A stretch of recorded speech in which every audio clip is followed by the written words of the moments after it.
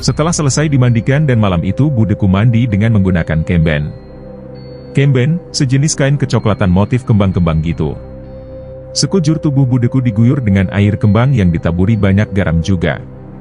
Namun anehnya, budeku kan baru saja jatuh kecelakaan dan mengakibatkan kepalanya dijahit 2x berturut-turut, namun budeku tidak merasakan yang namanya sakit.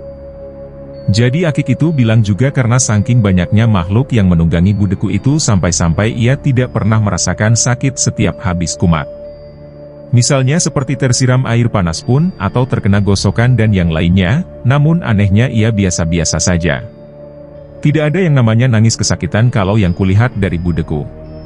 Tiba-tiba, kemunculan bintang dari arah belakang rumah mengejutkan kami semua. "Dari mana aja kamu, Tang?" Ini habis ngusirin yang suka ganggu Cik, masih suka balik lagi deketin Bude. Bahkan tadi waktu Bude lagi mandi, Bintang lihat semua makhluk di daerah sini pada ngedeket dan ngintipin Bude. Jadi Bintang usirin satu-satu. Ya Allah. Astagfirullahaladzim. Apalagi yang ada di pohon jambu belakang kamar mandi, ada satu yang suka ganggu dan memang tempatnya di situ. Bentuknya pocong gitu yang suka ngintipin perempuan mandi. Jadi hati-hati ya Cik, kalau mau mandi sebelum masuk bacaan dulu. Jelas Bintang mengingatkan pada sang pemilik rumah. Sumpah, liburan kali ini benar-benar dipenuhi hal-hal mengerikan seperti ini. Aku saja yang baru mendengar sudah tidak kuat apalagi kalau sampai bisa melihat seperti mereka. Kulirik Mia yang masih berada di dekat Tata, ia masih menunduk ketakutan. Lalu begitu Akik sudah selesai melakukan ritual pemandian kembang 7 rupa, ia berjalan masuk ke dalam rumah. "Akik, tolongin ini Mia ketakutan dari tadi," ucap Tata yang sibuk menjaga Mia dari tadi. Akik itu mendekati Mia dan duduk di depannya. "Mia jangan takut. Kamu itu spesial.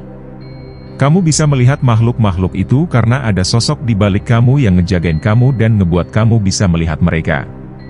Perlahan-lahan Mia mengangkat wajahnya dan menatap Akik itu.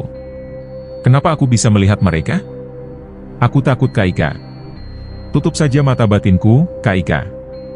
Aku mohon." Semua orang langsung memandang Mia seolah menjadi pusat perhatian.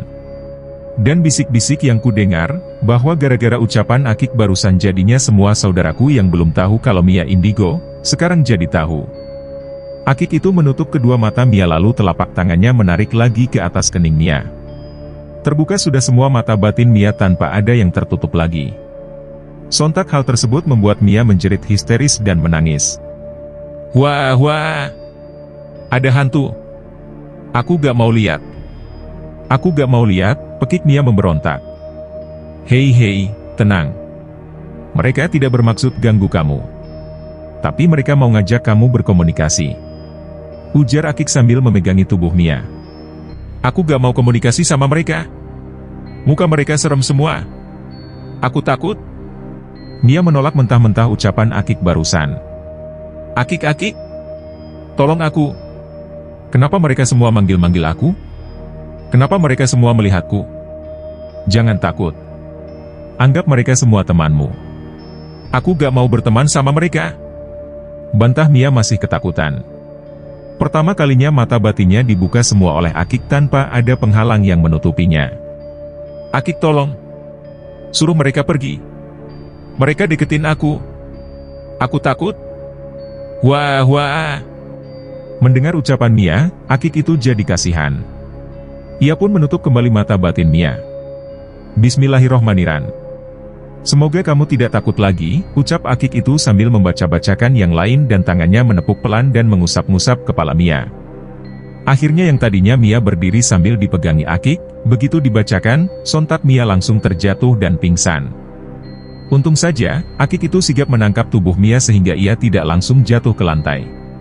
Mia dibaringkan di dekat situ sambil yang lain, ada yang menjaga Mia, ada yang membaca-bacakan doa dan ada juga yang mengipas-ngipasi Mia karena Mia sudah sangat gobios karena keringatnya.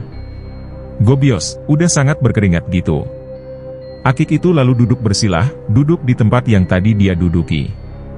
"Jadi bapak-bapak, ibu-ibu semua. Saya dari awal datang ke rumah ini, saya melihat kok di keluarga ini banyak bidadarinya ya." "Maksudnya Kak Ika?" "Maksudnya bidadari itu kalau saya menyebutnya Puyang. Jadi di keluarga ini banyak banget yang diikuti Puyang. Apa itu Puyang Kaika? Apa dia jahat? Enggak. Dia baik. Dia yang ngejagain dan ngebuat orang jadi bisa melihat makhluk halus seperti Tata, Bintang, Nia bahkan Gilang yang masih sekecil itu. Jadi Puyang itu titisan dari leluhur. Orang-orang dengan kelebihan ini memang orang-orang pilihan. Karena Puyang itu juga ngejagain mereka, jadi bisa dibilang mereka aman dari segala macam santet, gak akan tembus ke diri mereka. Dan Puyang-Puyang ini yang ngebuat mereka bisa lihat makhluk halus, bisa berkomunikasi, dan bahkan ada yang sejenis Puyang di tubuh Bintang, dia khusus untuk pengobatan. Kalau Tata, khusus ke penerawangan sama kayak Nia. Dan kalau Gilang, saya lihat bisa semuanya ini. Calon-calon penerus seperti Akik ini. Pengobatan? Jadi misal seperti ini, ada orang sakit tidak sembuh-sembuh, nanti Puyang titisan di dirinya Bintang ini akan membisikkan ke dia, orang itu suruh minum air kelapa hijau yang sudah tua misal, nanti insya Allah dia sembuh. Ya seperti itu. Percaya gak percaya sih, tapi semuanya ini balik lagi ke yang di atas karena dia yang maha berkehendak ya. Tiba-tiba, Macik mendekati Akik itu dan berbicara sesuatu padanya. Tolong Kaika, lihatkan ini Raihan anaknya Ajeng. Barangkali dia juga diguna-guna. Soalnya dia melawan banget Kaika. Sama ibunya melawan, sama neneknya apalagi. Ada fotonya? Lalu kami pun mencari-cari foto anaknya budeku itu di media sosial. Begitu kutemukan, akhirnya ku berikan foto Raihan dalam ponselku. Ini Kaika fotonya, kataku. Seperti biasa, kulihat tangan Akik itu lagi-lagi ia arahkan ke foto tersebut. Matanya fokus menerawang sosok seperti apa, Raihan di foto itu. Wah, ini sama aja. Energinya panas. Maksudnya sama aja kayak Ajeng Kaika, tanya Macik penasaran. Kurang lebih seperti itu. Cuman beda ini. Kalau yang saya lihat, dukun ini masang di tubuh anaknya bukan pakai roh kera jahat tapi seperti pakai roh macan Sumatera. Sama-sama kuatnya ini. Astagfirullahaladzim. Coba carikan foto yang lebih jelas dari ini, pinta Akik itu sambil memantik api di ujung rokok dalam mulutnya. Oh ini Kaika, kata saudaraku sambil menyerahkan ponselnya. Setelah lama diterawang, akhirnya ada satu fakta mengejutkan yang lain tentang anaknya budeku itu. Kalau boleh saya berterus terang nih, tapi ibu jangan tersinggung ya, ucap Akik pada budeku. Iya Kaika, bilang saja semuanya. Memang Raihan anak durhaka? Ini Raihan udah lama ini konsumsi dan main perempuan. Jadi saya lihat dia memang suka mencuri duit ibu dan neneknya di rumah buat ngelakuin itu bu. Astagfirullahaladzim. Bener-bener si Raihan, durhaka kamu ya nak, ujar budeku kesal sekaligus malu punya anak seperti itu. SMA saja tidak lulus, dan sekarang malah jadi begajulan. Begajulan, tidak benar, aneh-aneh. Keesokan harinya, kami tidak langsung pergi ke gunung untuk menuntaskan ritual pembersihan diri budeku. Tapi ada beberapa hal yang perlu disiapkan sebelum berangkat ke ritual yang benar-benar sakral. Aku tidak ingat persis apa saja yang diminta oleh Akik itu untuk kami carikan untuk dibawa ke gunung nanti. Tapi yang jelas, pagi ini beberapa saudaraku termasuk orang tuaku juga membantu mencari semua bahan-bahan yang diminta di pasar misalnya saja beberapa jenis bunga dan bahan-bahan lainnya. Dan sebelum kami pergi juga, sebagai salah satu persyaratan, budeku yang mau disembuhkan ini harus sujud sungkem meminta restu pada orang tua selagi masih ada. Itu adalah suatu keharusan. Jadi hari ini kami pun pergi menemui Nyaiku kembali di rumah yang letaknya di Lahat, Sumatera Selatan, rumah yang di sebelahnya ada angkringan dan pohon beringin itu. Setelah kami sampai dan budeku meminta restu pada Nyaiku itu. Kala itu Akik bersama rekannya ikut bersama kami ke rumah itu. Dan pemilik rumah itu, ia seorang aciku, dia pun membuka omongan kepada sang Akik terkait angkringan yang ia punya. Akik, jadi begini jika tidak keberatan, saya ingin meminta tolong sama Akik, ucap aciku itu yang sudah duduk di sebelah Akik di ruang tamu itu. Ya kenapa? Jadi saya udah lama ingin memberitahu masalah ini ke orang pinter, jawab Akikku. Orang pinter, sebutan untuk orang seperti Akik ini. Ada masalah apa? Jadi begini Kaika, saya sudah lama buka restoran angkringan Jogja. Pertama saya buka di sebelah rumah ini terus saya buka cabang baru dan beli tanah di pinggir jalan. Saya bangun tuh restoran di situ Kaika. Awal-awal restoran saya laku keras, Sampai tanahnya sempat mau dilirik pemerintah mau digantikan untuk perluas jalan katanya. Tapi semakin ke sini, saya sendiri yang setiap malam sering tidur di situ karena lokasinya jauh dari rumah. Saya kok sering mengalami keanehan Kak. Dan di lantai 2 restoran saya juga bangun hotel. Tetapi kenapa semua pelanggan saya yang menginap justru pada kabur semua? Mulai dari situ, kami merasa mulai ada yang sering manggil-manggil. Kadang mereka suka ngetuk pintu kamar saya kan di belakang, dan kadang kalau mau malam, itu gamelan-gamelan Jawa yang ada di depan suka bunyi. Gak lama dari itu, kami bangkrut. Saya mau jual restoran saya tapi setiap orang yang mau beli itu nyoba nginep di sini dan melihat-lihat, tapi kenapa mereka semua bilang ini bangunan saya ada penunggunya? Apa Bapak sendiri pernah merasa ditampakkan oleh makhluk-makhluk itu? Tanya Akik. Sejauh ini saya belum pernah. Hanya saja saya setiap kali tidur, kok seperti ada yang manggil-manggil saya terus pernah juga seperti ada yang ngetuk-ngetuk pintu. Tapi begitu saya buka tidak ada siapa-siapa.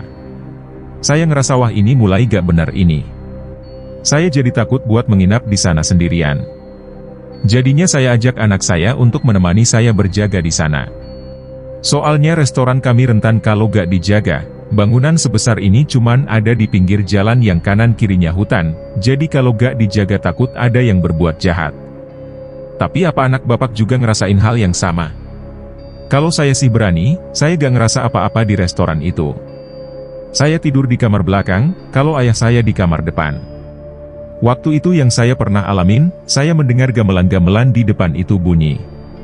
Terus juga saya pernah ngerasa ada yang mandi di kamar mandi belakang, tapi pas saya ke sana kok tidak ada apa-apa. Mendengar penjelasan itu, kami pun meluncur ke lokasi. Kira-kira butuh waktu kurang lebih setengah jam menuju ke sana. Dan tentu saja saat pergi ke bekas angkringan Jogja ini, semua orang indigo bersama Akik dan rekannya juga ikut. Budeku juga ikut. Yang tidak ikut hanyalah Nyaiku yang sudah tua dan beberapa kakak-kakak ayahku yang tinggal menemani Nyaiku itu. Saat kami pergi ke sana, kami juga ketambahan Acik pemilik angkringan itu bersama anaknya yang juga ikut. Sesampainya di bekas angkringan itu, kulihat ada makam di kanan, kiri, belakang serta seberang jalan angkringan. Nah di dekat makam-makam itu juga terdapat hutan-hutan bambu yang rimbun dan di bawahnya ada sungai. Memang kulihat bangunan bekas angkringan itu terlihat sangat besar dan luas, tingkat pula. Ditambah ada 2 bangunan kecil di kanan kiri samping angkringan yang sengaja ditutup jadi tidak bisa terlihat dari luar itu bangunan seperti apa di dalamnya. Kalau angkringan sendiri itu terlihat jelas dari luar. Kaca-kacanya yang bening namun kusam karena debu. Dinding-dindingnya juga sudah lumutan dan ditumbuhi dedaunan yang merayap itu. Lalu ditambah ada pemandangan banyak wayang-wayang, gamelan, gong, patung-patung kepala binatang bahkan sampai alat musik Jawa lainnya dan mobil antik di depan juga terlihat jelas dari luar dan membuktikan bahwa bangunan ini adalah angkringan dulunya. Angkringan itu isinya didominasi dari bahan-bahan kayu ukir. Begitu pintu itu dibuka, Akik menyuruh kami agar diam dulu di luar sebentar. Ia melangkah masuk ke dalam bersama rekan-rekan kerjanya. Aku tidak tahu pasti kenapa, yang jelas Akik itu kulihat dari luar. Ia berjalan menuju sudut bawah tangga sambil berbicara seperti orang marah-marah. Sementara Bintang dengan beraninya ia berjalan ke arah belakang angkringan seorang diri dan Tata sibuk mendongak ke atas, menatapi lantai 2 di gedung itu. Kalau Mia kulihat masih takut-takut sembunyi di belakang ibuku dan budeku untungnya dia hanya diam saja dan terlihat lumayan tenang sementara Gilang yang masih kecil dan digendong ibunya sibuk menunjuk-nunjuk ke arah mobil antik itu. Mama, mereka main kuda-kudaan di mobil itu, ucap Gilang bersemangat. Mamanya langsung membekap mulut Gilang agar tidak sembrono mengucap hal-hal aneh di situ. Mama aku mau ikutan, ajak Gilang tak sabar. Sementara aku dekati Mia, dia masih saja menutup kedua matanya dan memegangi ujung baju ibuku. Bu, Mia kenapa? Masih bisa lihat itu? Tahu nih. Kamu masih bisa ngelihat makhluk-makhluk itu Mia? Tanya ibuku yang langsung mendapat anggukan dari Mia. Makanya bacaan. Mia, jangan berhenti bacaan. Apa aja yang kalian bisa, ucapin terus. Jangan sekali-sekali melamun apalagi di tempat mereka ini, lanjut ibuku mengingatkan. Bude juga bacaan ya Bude, ucap ibuku pada budeku. Ia hanya diam dan menurut. Aku melihat muka budeku kasihan. Lalu Akik itu menyuruh kami masuk. Kucium aroma bangunan yang sudah tidak lama ditinggali ini penuh berdebu. Kami berjalan masuk ke dalam dan melihat seluruh perabotan kebanyakan ditutupi kain putih. Akik itu satu persatu membuka kain-kain itu dan kami lihat banyak kursi dan meja restoran di dalam. Mia yang berada di dekatku tiba-tiba memegang tanganku. "Mbak, kamu dengar gak ada yang nangis?" "Hah? Gak ada tuh." Lalu tiba-tiba sang Akik berlarian ke lantai atas. "Hei, kedatangan kami di sini tidak bermaksud ganggu. Kami minta maaf. Tapi tolong jangan ganggu." Kulihat Akik itu ngobrol sendirian di lantai 2 itu. Namun Mia mengatakan kepadaku bahwa di depan Akik itu ada makhluk besar yang tidak suka dengan kehadiran kami di sana. Makhluk besar itu juga merupakan rajanya dari penunggu di bekas angkringan Jogja ini. "Diam! Diam di situ! Jangan celakain kami di sini!" Tiba-tiba, lampu yang menggantung di atas itu terjatuh dan mengagetkan kami semua. Kejadian semakin memanas karena salah satu rekan Akik itu dirasuki oleh sosok raja, pemimpin dari penunggu di sana. "Awas yang ada di bawah minggir semua," ucap Akik itu mengingatkan. Dan seketika itu juga kami menyingkir dan tiba-tiba saja lampu gantung terjatuh dan pecah berserakan di bawah lantai. "Arg-arg," ucap bapak-bapak yang ada di dekat tangga itu sambil mengerang-erang. Dia berjalan seperti sosok orang utan sambil merangkak naik ke atas tangga menuju Akik itu berada. "Mau apa kalian ke sini?" "Saya tidak suka manusia," ucap pria yang dirasuki sosok raja penghuni bekas angkringan Jogja ini.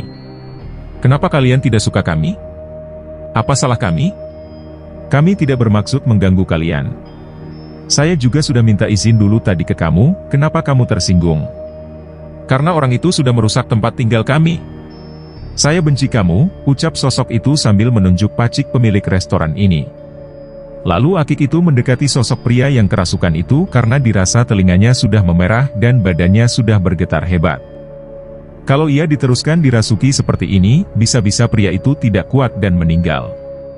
Jadi kulihat Akik itu bersiul lagi dan tangannya lihai mengeluarkan sosok makhluk itu lalu membuangnya keluar jendela. Akik itu berjalan lagi menuju ke belakang. Bintang yang sudah selesai mengusir makhluk-makhluk itu di luar, ia pun ikut bersama Akik dan teman-temannya itu ke belakang dapur. Tata juga mengajak Mia pergi ke sana bersama Akik untuk melatih indigonya Mia ini. "Ayo Mia, kamu juga harus ikut," ajak Tata sambil memegang tangan adikku. "Aku takutlah." Jangan takut, tenang, ada aku, ada Bintang, ada Akik juga." "Kenapa harus ikut?" "Biar kamu gak takut lagi melihat mereka. Mata batinmu kan sudah dibuka sama Akik, jadi kamu harus belajar gimana caranya komunikasi sama mereka dan buka tutup mata batinmu sendiri." Akik bersama teman-temannya itu mengelilingi satu-satu dari bangunan ini, dan hanya orang-orang yang berani saja dan mau maka boleh ikut Akik. Aku sih ikut karena penasaran walaupun takut. Sementara yang tidak mau ikut, boleh menunggu di luar atau menunggu di dalam bekas angkringan ini. Jadi yang pertama kami telusuri itu adalah ruang belakang. Ruang belakang ini berbentuk lorong yang kalau ke kanan menuju dapur dan kalau ke kiri menuju kamar pemilik rumah ini yang di sebelahnya juga ada kamar mandi. Baru sampai sana, kulihat Mia menutup hidungnya. Aku sih bingung kenapa. Setelah aku tanyakan ternyata dia seperti mencium mayat busuk di sana. Namun yang kurasakan aku tidak mencium apa-apa. Begitu pemilik rumah ini membuka pintu kamar itu, Akik itu masuk ke dalam kamar itu. Itu adalah kamar yang anaknya Pacik sering tiduri. Karena dia emang orangnya pemberani dan tidak kenal takut jadi dia tidak merasakan apa-apa. Padahal sebenarnya kalau berdasarkan penjelasan Mia, di dalam kamar itu ada sosok kuntilanak yang berlumuran darah dan ia tampak seperti melayang-layang di dalam kamar itu. Jadi selama ini saudaraku itu tidur bersama sosok itu? Dan tangisan yang didengar Mia rupanya berasal dari kamar ini. Lalu kami beranjak menyusuri setiap kamar hotel di lantai 2. Suasana kamar ini masih utuh dengan perabotan layaknya penginapan gitu. Namun semuanya juga sudah ditutupi kain-kain putih karena sudah lama terbengkalai. Baru masuk ke kamar pertama yang paling dekat dengan tangga, Mia sudah nangis-nangis ketakutan. Ia bilang di dalam kamar itu ada sebuah lemari yang ada kacanya. Dan kaca itu yang menjadi tempat menunggunya sosok perempuan yang sepertinya dia haus akan tumbal. Soalnya beda gitu. Mia bisa merasakan perbedaan antara sosok yang jahat dan suka ganggu atau tidak. Dan entah kenapa dia bisa tahu itu. Namun Tata bilang kalau hal ini memang bisa diketahui Mia, karena orang-orang seperti mereka kan ada Puyang yang menjaga mereka itu, jadi karena itu sosok di belakang mereka itu yang suka membisikkan sesuatu tentang hal-hal seperti itu. Setelah berjalan mengelilingi seisi gedung bekas angkringan Jogja ini, Akik itu mengajak kami semua untuk kumpul melingkar di kursi tengah yang ada di lantai 1 ini. Sepertinya ia akan mengungkap apa yang sebenarnya terjadi dengan bekas angkringan ini. Jadi Bapak, saya akan menceritakan tentang kisah di balik angkringan ini, ucap Akik mengawali. Pacik dan yang lain mengangguk setuju dan mulai menyimak pembicaraan Akik selanjutnya. Sebelum itu, saya mau tanya dulu. Dulu Bapak ini beli tanah sampai membangun bangunan ini gimana ceritanya? Jadi dulu itu saya beli tanah karena ada kenalan saya yang jual murah ke saya. Karena setelah saya pikir-pikir lagi, kok sayang tanah seluas ini gak dimanfaatin. Padahal lokasinya strategis di pinggir jalan besar seperti ini. Jadi saya mulai kumpulin dana buat restoran cabang dari restoran saya di samping rumah. Awalnya ini tanah hutan yang ada juga makam di sepanjang tanah ini. Tapi orang bangunan, bongkar makam dan kami pindah ke samping kanan kiri dan ada juga yang ke depan seberang jalan. Kami pikir ini tidak apa-apa tapi ternyata sepertinya penunggu di sini marah dan ganggu kami. Ini bangunan awalnya sampai sempat dilirik orang mau beli karena emang letaknya strategis, bangunannya bagus dan unik juga. Tapi lama-lama, yang awalnya kami sampai laris pelanggan sampai untung besar-besaran, tiba-tiba kami bangkrut dan sampai rugi buat menutupi biaya yang udah dikeluarin. Makanya saya bingung, ini sebenarnya ada apa? Apa ada yang main belakang jahat sama saya atau gimana? Nah itu, masalahnya Pak. Bapak yang ganggu tempat tinggal mereka. Kalau kayak gini kan udah susah jadinya. Jadi mau gak mau, Bapak harus ikhlasin bangunan Bapak ini buat rumah mereka yang baru. Pacik mengangguk setuju. Dan tiba-tiba saja Akik itu menatap lagi ke arah bawah tangga. Hei, diam kamu. Jangan ganggu, ucap Akik mengagetkan kami semua. Saya akan gambar ya seperti apa sosok yang paling kuat di sini. Itu dia memang tempatnya di bawah tangga, terus di kamar masnya tadi di belakang itu ada perempuan yang suka ganggu juga dan kalau yang sering manggil-manggil Bapak dan ngetuk-ngetuk pintu itu sosok besar seperti Gundurwo di kamar Bapak itu. Kalau yang main gamelan di depan, itu saya lihat banyak banget sosok-sosok manusia tapi kerdil gitu, yang dilihat Gilang itu mereka semua selalu mainin wayang-wayang Bapak, termasuk mobil antik itu. Kalau di lantai 2 juga ada tadi kami temuin banyak. Banyak banget Pak di sini, kalau saya bilang udah kayak bentuk kerajaan. Astagfirullahaladzim. Akik itu mulai merasa tidak enak di belakang lehernya. Allahu Akbar. Sebentar Pak, makhluk ini sepertinya makin gak suka kami di sini lama-lama. Apalagi kehadiran Bapak di sini berbahaya buat Bapak. Ayo kita pergi, ucap Akik itu sambil tangan kanannya menepis-nepis ke arah belakang lehernya. Itu ada yang naik ke punggung Akik, sahut Gilang nyaring. Saat kami sambil berjalan keluar, tiba-tiba. Allahu Akbar, ucap Akik itu lagi lalu mengambil sebuah patung kepala kerbau yang terpajang di dinding itu dan ia juga mengambil wayang-wayang kulit bersama kendi dan perabotan Jawa yang lain lalu dimasukkan ke dalam kresek. Kenapa Kak Ika? Ini nih yang paling jahat. Dari tadi ngeliatin saya terus. Berisik banget dari barang-barang ini ngeluarin suara. Jadi mau saya amanin saja ke pesanggrahan saya. Pesanggrahan? Iya saya nyebutnya gitu, kayak semacam tempat melihara semua makhluk-makhluk itu di rumah saya. Saya pelihara mereka dulu, beberapa ada yang udah masuk Islam. Jadi yang sudah gak ganggu lagi, bisa saya lepas atau bisa jadi teman saya di rumah. Kami berjalan keluar sementara Akik dan teman-temannya itu meminta untuk dibukakan pintu bangunan kecil di kanan kiri bekas angkringan ini. Aku tidak ikut karena sudah merasa tidak enak. Sementara kulihat Mia malah jadi bersemangat ikut masuk ke dalam bersama Tata dan yang lainnya. Dan setelah selesai, kulihat Akik mengambil sampel beberapa tanah di lokasi bangunan tersebut. Ia masukkan ke dalam kresek bersama barang-barang yang sengaja dibawanya. Buat apa itu tanahnya Kak Ika? Tanya saudaraku yang lain. Saya akan coba bersihkan bangunan ini. Mau saya buat makhluk-makhluk ini biar gak ganggu lagi. Bahaya soalnya kalau mereka sampai marah dan benci ke manusia yang lewat depan jalan ini, kalau sampai mereka narik tumbal dengan buat kecelakaan, bisa makin parah masalah ini. Sekembalinya kami dari bekas angkringan itu, Pacik pulang naik bis yang sering lewat di depan jalan ini untuk pulang kembali ke rumah Lahat. Saat kami mau mengantarkannya pulang, ia menolak dan kasihan kalau sampai kemalaman kami semua sampai di rumah Muara Enim. Jadi malam ini kami balik dulu ke rumah yang tadi malam diritualkan dan Akik mempersilahkan kami untuk istirahat dulu karena perjalanan ke gunung besoknya akan jadi perjalanan yang panjang dan melelahkan. Lalu Akik bersama teman-temannya dan istri dan anaknya juga pulang sebentar ke rumah. Besok pagi mereka akan datang lagi ke rumah Paciku untuk melanjutkan ritual akhir ke gunung. Di dekat rumah Paciku di Muara Enim ini dekat dengan rumah Tata dan keluarganya. Jadi kami pun mampir sebentarlah ke rumah Tata sehabis maghrib kala itu. Kalau dilihat-lihat tidak jauh jarak antara rumah Pacik dan rumah Tata. Namun aku baru tahu karena baru pertama kali lewat sana, ternyata untuk sampai di rumah Tata kami harus melewati sebuah pemakaman umum kurang lebih panjangnya sampai berapa kilo gitu.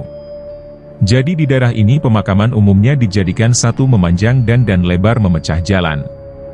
Jadi jalan yang kami lewati ini di kanan kirinya kuburan. Kulihat lengkap, ada kuburan Cina, ada kuburan yang lain-lain juga jadi satu.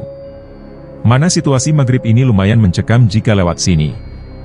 Ditambah lampu-lampu jalan yang berwarna keorenan yang silau semakin menambah perasaanku makin gak enak. Aku bingung harus melihat kemana. Kalau melihat kanan kiri ada kuburan, lihat ke belakang pun aku masih bisa melihatnya dan di depan juga sama. Jadi aku hanya menunduk ke bawah saja sambil memainkan ponselku. Namun tiba-tiba, Bintang dan Tata yang satu mobil denganku ini, mereka menyuruh ayahku untuk berhenti sebentar. Awalnya ayahku mau lurus saja namun karena ucapan Bintang ini, akhirnya kami berhenti menepi di pinggir jalan yang sebelahnya kuburan. "Mancik, berhenti bentar." "Loh kenapa?" Orang itu kasihan, tunjuk Bintang pada orang yang tengah membenarkan motornya yang tiba-tiba mogok ada di depan beberapa meter dari mobil kami ini. "Ayo kita tolongin saja," ucap saudaraku yang lain. "Udah biar Bintang aja. Ini bukan karena motornya yang mogok tapi karena di atas motornya, Bintang lihat banyak yang dudukin jadi orang itu sampai gak kuat buat jalanin motornya." Astagfirullahaladzim. Kasian ya orang itu diganggu. "Tata sering Cik kalau lewat sini diganggu," ucap Tata yang langsung dibalas ibunya. "Makanya Tea, udah berapa kali Mama bilang. Kalau udah malam, gak usahlah kamu keluar-keluar sama teman kamu. Kalau aku sih gak apa-apa Ma. Cuman kasihan teman aku minta temenin lewat sini dan benar itu motor kami mogok di dekat sinilah. Tapi yang Tata lihat, motor kami dihalangin pocong besak banget Cik. Makanya daripada dia ganggu kami lagi, jadi Tata masukin aja ke dalam botol." Suasana ini makin mencekam bagiku setelah mendengar Mia menyebut-nyebut sesuatu yang ia lihat. Namun anehnya Mia seperti sudah tidak setakut dulu. Tea, kamu lihat itu gak?" tunjuk Mia. "Iya lihat, yuk," jawab Tata. "Ayub, sebutan saudara perempuan gitu. Gila rame banget ya di sini Tea.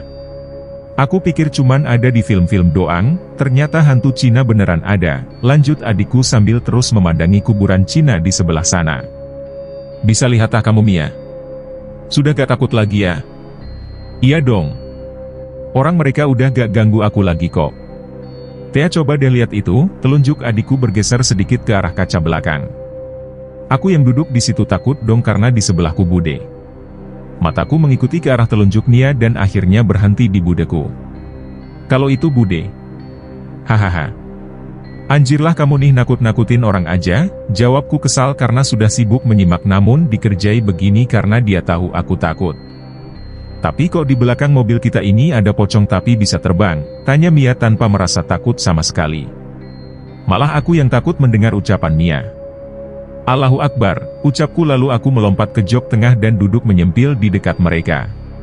Sementara aku lihat ke belakang lagi, aku tidak melihat tuh sosok pocong yang disebut Mia. Yang kulihat hanyalah budeku yang sedang terlelap. Tampaknya ia sudah lumayan tenang bawaannya budeku itu semenjak sudah dibawa ke Akik. Aku merasa semakin takut karena berada di tengah-tengah Mia dan Tata yang sibuk menceritakan semua makhluk yang mereka lihat. Sesampainya di rumah Tata, mereka membukakan pintu dan menyuruh kami untuk masuk dan istirahat sholat dan selonjoran kaki sambil menonton TV. Sementara yang ibu-ibu membantu menghangatkan bakso yang sudah dibuat ibunya Tata. Setelah bergantian sholat, kami disuguhkan bakso dan es teh lalu diakhiri dengan makan es krim dan beberapa cemilan manis. Aku merasa amat ngantuk kala itu dan aku senderanlah di dinding ruang tengah itu sambil menghadap TV. Budeku yang ada di sebelahku memijitiku hingga aku sampai benar-benar terlelap. Namun tiba-tiba saja aku jadi terbangun karena mendengar suara ramai-ramai dari arah belakang rumah. Aku berjalan ke pintu yang sudah terbuka dan mengarah ke taman belakang. Saat kukucek kedua mataku dan berupaya melebarkan penglihatanku, kulihat Tata dan Mia sedang berdiri di depan pohon pisang belakang rumah. Sedang apa mereka di sana malam-malam begini? Sementara bapak-bapak dan ibu-ibu yang lain kulihat sedang sibuk mengobrol sambil mengopi di teras rumah. Dalam hatiku, kok berani-beraninya itu anak keluar-keluar di malam hari gini tanpa ada pengawasan orang tua. Mia, Tata. Hei, ngapain kalian di situ? Tanyaku dari depan pintu. Namun sial mereka tidak menjawabku. Mereka berdua sibuk ngobrol di depan pohon pisang itu sambil kulihat Tata menyuruh Mia untuk mengarahkan telapak tangannya ke depan pohon itu. Karena aku khawatir kalau sampai terjadi sesuatu pada mereka, akhirnya aku memutuskan untuk bilang ke semua orang di rumah ini tentang mereka. Saat aku berlari-larian menuju teras rumah, budeku menanyaiku. Kamu kenapa lari-lari? Sini bude pijitin lagi. Gak apa-apa. Saat budeku bangun dan kulihat ia seperti berjalan menuju ke pintu belakang, aku larang dia. Aku semakin khawatir kalau melibatkan budeku lagi nanti kalau terjadi apa-apa gimana. Soalnya masih ada guna-guna yang menempel di tubuhnya. Bu, dia sama Tata ke belakang pohon pisang, ucapku dengan napas yang sudah sangat ngos-ngosan. Ya udah biarin aja, itu Tata udah bilang kalau mau ngajarin Mia dalemin indigonya, jawab ibuku santai. Aku sih yang paling khawatir sama mereka, jadi aku balik lagi ke belakang rumah dan menyaksikan lagi mereka sedang apa. Saat aku ke belakang. Loh kok gak ada? Kemana mereka? Aku berjalan ke belakang rumah sendirian tanpa memakai sendal dan mencari-cari mereka. Namun kok tidak ketemu. Akhirnya begitu aku mau masuk ke dalam lagi, pintu belakang yang tadinya terbuka tiba-tiba seperti ada yang menutup. Langsung saja ku gedor-gedor dengan kuat karena saking takutnya. Aku mulai merasakan bulu kuduku berdiri dan kurasakan angin malam menggoyak-goyangkan dedaunan di pohon itu dengan kuat. Buka Ainin, aku berteriak agar semua orang mendengarku bahwa aku terkunci seorang diri di belakang. Beberapa kali aku menggedor-gedor pintu sambil menengok ke belakang. Mataku membulat saat melihat sesosok putih tergelantung tertiup-tiup angin di jemuran. Pikiranku semakin tak tenang. Namun saat aku perhatikan lebih jelas lagi karena aku lupa memakai kacamata, ternyata sosok putih itu adalah sebuah kain panjang yang digantung di atas jemuran. Setelah cukup lama aku panik dan hampir mau nangis, ternyata anak dua itu yang ngerjain aku. Ya mereka adalah Tata dan Mia yang sengaja mengunciku. Sialan! Anjirlah gak mikir apa udah dicariin malah ngerjain orang? Gak mikir apa aku takut, aku protes sambil mengoceh di tempat. Tak mau berlama-lama lagi, aku pun masuk ke dalam rumah dan menutup pintu belakang ini. Kami bertiga pun duduk di ruang tengah ini lalu Putri ikut bergabung denganku bersama Tata, Mia dan Bude. Habis ngapain kalian ini? Tanya budeku. Ini loh Bude, aku ngajarin Mia komunikasi sama mereka. Berani kamu Mia? Tanya Putri. Ia mengangguk bersemangat. Udah berani aku mbak. Tadi aku ngajak ngobrol pocong di belakang rumah. Matanya tuh ya hitam besar banget. Kain kafannya kotor dekil gitu dan udah kebuka-buka gitu mbak. Dan ternyata tadi aku disamperin temennya. Yang temennya ini bisa terbang, tapi dia pocong merah. Aish diamlah kamu. Bikin takut orang aja, kataku sambil menahan rasa takut. Aku membayangkan tadi aku di belakang dikunci pintunya, berarti ada mereka dong di sana. Keesokan harinya, sesuai kesepakatan kami pun berangkat menuju daerah pagar alam yang kaya akan pemandangannya yang indah itu. Awalnya Akik hanya meminta orang-orang yang kuat dan pemberani saja untuk ikut bersamanya menemani ritual pembersihan diri budeku ini. Tata, Bintang dan Mia diperbolehkan ikut. Sementara Gilang yang juga bisa melihat makhluk halus tidak boleh ikut karena masih kecil. Awalnya hanya sedikit yang diperbolehkan, namun karena anak-anak kecil banyak yang menangis karena ayahnya pada ikut pergi ke gunung, jadi akhirnya semuanya pun diperbolehkan ikut. Kami sampai konvoi 3 mobil waktu itu membawa rombongan ke gunung. Medan terjang di daerah tinggi ini lumayan sulit dijangkau. Jadi anaknya Pacik ini yang membawa mobil karena untuk mengendarai di daerah itu butuh orang yang bisa membaca celah dan gesit. Apalagi jalanannya banyak tikungan tajam yang di kanan kirinya langsung jurang dan sedikit ada pembatas jalan. Kami juga melewati jembatan yang di bawahnya ada sungai dengan batu-batu kali besar-besar di bawahnya. Lalu semakin kami naik ke atas, banyak sekali kami jumpai beragam air terjun di pinggir-pinggir jalan. Memang ada banyak sekali air terjun di sini. Cuacanya yang dingin dan berembun membuatku kedinginan walau saat itu kaca sudah ditutup karena sudah mau maghrib dan AC juga sudah dimatikan, namun tetap saja dinginnya sampai merasuk ke dalam tulang. Awal-awal perjalanan kami melewati banyak hutan-hutan dengan didominasi pepohonan tinggi-tinggi, lalu begitu sampai di puncaknya, kami menjumpai banyak kebun teh yang terdapat villa-villa cantik di tengah-tengah kebun teh itu. Malam ini kita menginap dulu di villa. Baru nanti setelah saya mendapat bisikan, detik itu juga kita berangkat ke atas lagi, ucap Akik itu, lalu kami pun berhenti di salah satu tempat penginapan di sini. Bagaimana kalau bisikannya itu nanti malam Kaika? Tanya salah seorang saudaraku. Ya, kita harus berangkat mau malam sekalipun. Sesampainya di villa, kami beristirahat sejenak sambil sholat dan makan. Sinyal di atas ini susah jadi kami jarang main HP di villa ini dan ngobrol-ngobrol saja sambil minum yang hangat-hangat. Semakin beranjak malam, suasananya semakin dingin. Kami sibuk menunggu panggilan bisikan itu sampai terkantuk-kantuk. Hingga waktu itu sampai lebih dari jam 12 malam, kami belum juga mendapat panggilan.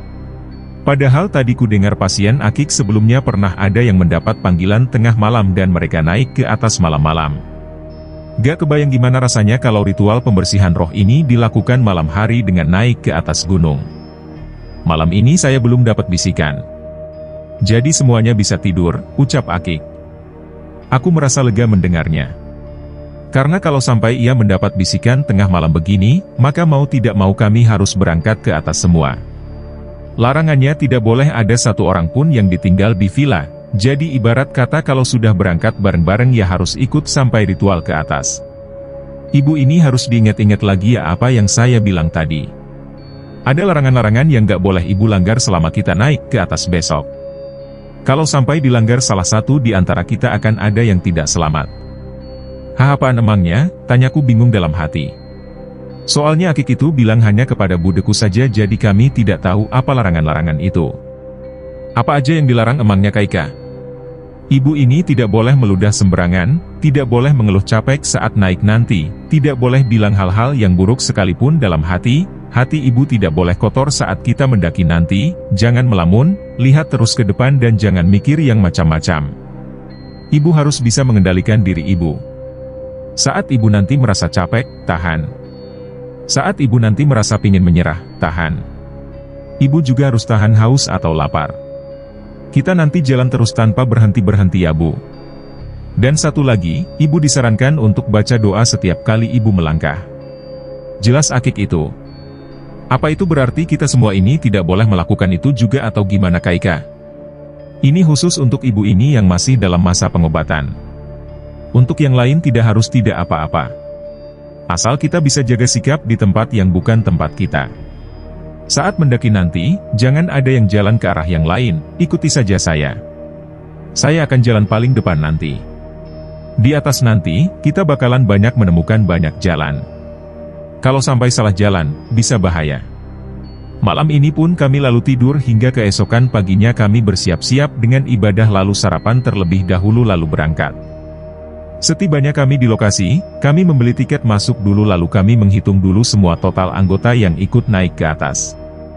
Kami juga membentuk barisan di mana anak-anak kecil dikawal sama orang-orang dewasa di sampingnya. Sementara budeku dituntun oleh Macik berada di belakangnya Akik. Untung saja pagi hari, kalau sampai ini malam hari, benar-benar gak kebayang kami harus melewati jalan bebatuan yang licin ini dan menukik ke atas. Lokasi ini masih sangat asri dan ditumbuhi oleh semak dan pepohonan lebat. Kami naik ke atas membutuhkan waktu yang tak sedikit.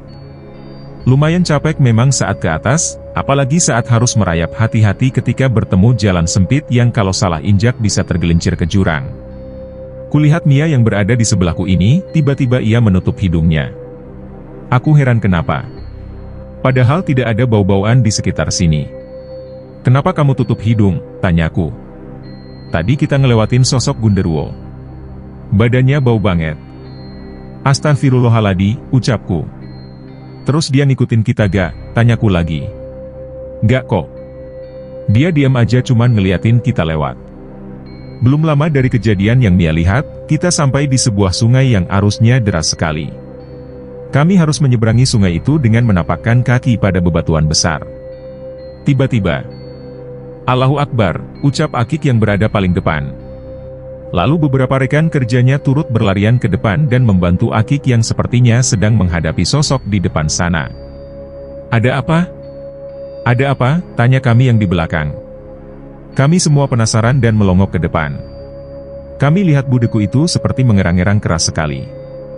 Matanya melotot ditambah badannya memberontak-berontak saat berusaha dipegangi oleh rekan-rekan kerja Akik. Argih, ngerang budeku. Allahu Akbar. Budeku itu malah justru menggigit tangan salah seorang rekan yang berusaha memeganginya. Lalu budeku itu berupaya menarik baju yang ia kenakan untuk dilepaskan. Saudara-saudaraku segera berlarian ke arahnya dan membantunya membawa ke pinggir sungai karena jika ia memberontak di atas batu kali, khawatir ia akan jatuh terpeleset dan terbawa arus.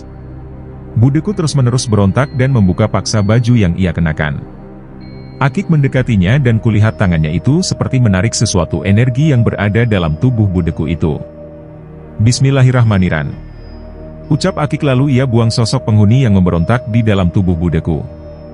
Dan seketika sosok itu berhasil dikeluarkan, budeku pun langsung tersadar.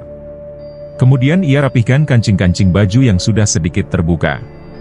Sudah berhasil saya keluarkan sosok perempuan yang selalu buat ibu ini sering membuat ibu ini gak sadar buka bajunya sendiri kalau pas lagi kumat. Pantesan aja pernah waktu itu Ajeng jatuh di jalan tapi bajunya udah kebuka-buka, tambah macik. Apa masih ada di dalam tubuh Ajeng, Kak Ika? Tanya saudaraku yang lain. Masih banyak. Ada otak dari semua guna-guna ini yang belum berhasil dikeluarkan. Apa itu Kak Ika? Roh kera jahat yang dibuat di Gunung Tanah Jawa. Astagfirullahaladzim.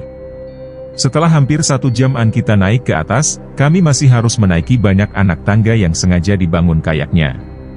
Setelah itu kami menemukan pertigaan. Tapi kami tetap mengikuti kemana Akik tuju. Dan sesampainya di tempat air terjun ini, hanya Bude dan Akik bersama rekan-rekannya yang naik ke atas lagi. Sebenarnya Akik ingin mengajak kami semua ke paling atas gunung. Tapi karena melihat banyak anak-anak kecil yang sudah kecapean jadinya kami berhenti saja di salah satu air terjun yang kami temui. Kami istirahat sejenak dan mandi-mandi di air terjun bawah. Sementara Akik dan teman-temannya membersihkan diri budeku itu agar kembali suci lagi di air terjun atas yang lokasinya hanya beberapa meter dari tempat aku berada. Saat pemandian itu, aku lihat dari bawah, mereka tampak seperti tangannya bergerak menarik sesuatu dari budeku. Seperti menarik energi jahat yang besar dari dalam diri budeku. Sampai aku juga melihat beberapa dari mereka sampai terjatuh dan terdorong ke belakang. Gara-gara melakukan ritual itu. Suara jeritan budeku juga semakin membuat hati kami semua bergidik ngeri. Cukup memakan waktu lama menunggu mereka. Dan saat selesai, kami semua di bawah air terjun ini, melihat kok tiba-tiba air terjun yang ngalir dari atas jadi deras aliran airnya dan muncul pelangi di sana. Semburat sinar pelangi turun dari air terjun kemudian melingkari diri budeku itu. Semua orang yang melihatnya langsung terkejut dan tak lama dari itu kira-kira cuman 5 menit pelangi itu hilang dari pandangan kami semua. Ritual pembersihan roh pun sudah selesai. Budeku dibawa ke bawah dan diberikan handuk karena sudah sangat kedinginan. Kain kembennya itu juga sudah amat sangat basah. Dan beberapa saudaraku membantu mengeringkan dan menghangatkan budeku. Kami semua takjub melihat wajah budeku mendadak auranya jadi beda, jadi lebih bersinar dan terang dari sebelum-sebelumnya. Sikapnya juga sudah tenang dan ceria seperti sedia kala dan tidak ada lagi yang namanya melamun dan sedih mengingat masa lalunya. Ini kalau tadi pas di pertigaan, kalau sampai kami salah jalan, bisa-bisa kami lama tersesat di atas, kata Akik yang baru saja membersihkan segala macam guna-guna di dalam tubuh budeku. Kenapa emangnya Kak Ika? Saya pernah itu sebelumnya, waktu itu saya naik ke atas tengah malam. Saya salah jalan. Jadi kami itu di atas, lama dibuat tersesat sama penunggu di gunung itu. Kami sampai masuk ke air terjun yang di dalamnya itu semuanya itu penuh dengan kuntilanak merah. Jadi kalau berendam di situ sama saja kayak membawa pulang makhluk itu ke badan. Terus pernah juga saya dibuat tersesat sampai lewat tempatnya makhluk-makhluk besak-besak. Bahkan ada juga di air terjun tingkat keberapa itu ada tempat ngumpulnya bidadari-bidadari, tapi tidak boleh sembarangan orang masuk ke situ. Hanya orang-orang yang sudah bersuci dan hatinya bersih saja. Nah, jadi yang namanya sedang ritual pembersihan roh seperti ini tidak boleh sembarangan. Di gunung itu saya mencari air terjun untuk memandikan pasien-pasien saya. Ada banyak tingkatan air terjun di sini. Tapi dari tingkat pertama ini sampai tingkat berikutnya perlu naik sekitar 2 jam baru sampai. Lalu setelah lama berbincang-bincang, kami menghabiskan waktu lama di situ untuk refreshing. Akik dan teman-temannya sibuk melompat dan berenang-renang di sini. Aku hanya duduk di pinggir air terjun sambil berfoto-foto. "Mbak, panggil Mia padaku." Aku menengok. "Apa?" jawabku. "Coba kamu lihat pohon-pohon di depan sana."